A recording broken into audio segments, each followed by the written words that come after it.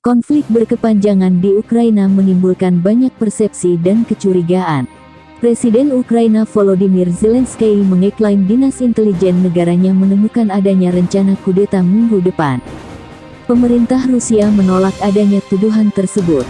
Presiden Amerika Serikat AS Joe Biden menyatakan keprihatinan atas isu kudeta tersebut.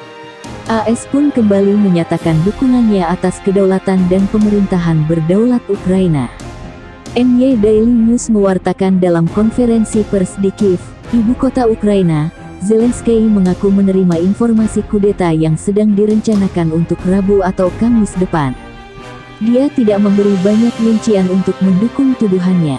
Tetapi, Zelensky menuduh adanya peran dari oligarki terkaya Ukraina. Juru bicara Kremlin Dmitry Peskov menolak tuduhan itu dalam komentarnya kepada wartawan di Moskwa pada Jumat tanggal 26 November tahun 2021. Rusia tidak punya rencana untuk terlibat, kata Peskov. Rusia tidak pernah melakukan hal seperti itu sama sekali. Akhmetov menyebut tuduhan Zelensky sebagai kebohongan mutlak. Saya marah dengan penyebaran kebohongan ini. Tidak peduli apa motif Presiden Ukraina, kata Akhmetov dalam sebuah pernyataan yang disampaikan kepada AP oleh juru bicaranya Anna Trekova. Ditanya tentang dugaan rencana kudeta, pejabat tinggi Departemen Luar Negeri AS untuk urusan Eropa dan Rusia, Karen Donfried, mengatakan, kami berhubungan dengan pemerintah Ukraina untuk membahas ini lebih lanjut, dan kami sedang bekerja untuk mendapatkan informasi tambahan.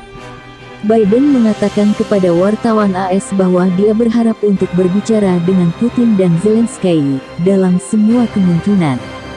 Volodymyr Vesenko, seorang analis politik yang berbasis di Kiev dan kepala think tank Penta Center, mengatakan kepada AP bahwa Zelensky menargetkan Akhmetov setelah perang informasi dilancarkan terhadap Presiden selama 2 bulan terakhir di saluran TV yang dimiliki oligarki.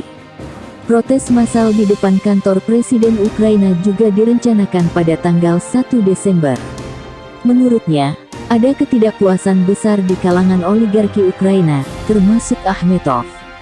Utamanya atas undang-undang yang didorong oleh Zelensky, yang membatasi pengaruh mereka terhadap politik.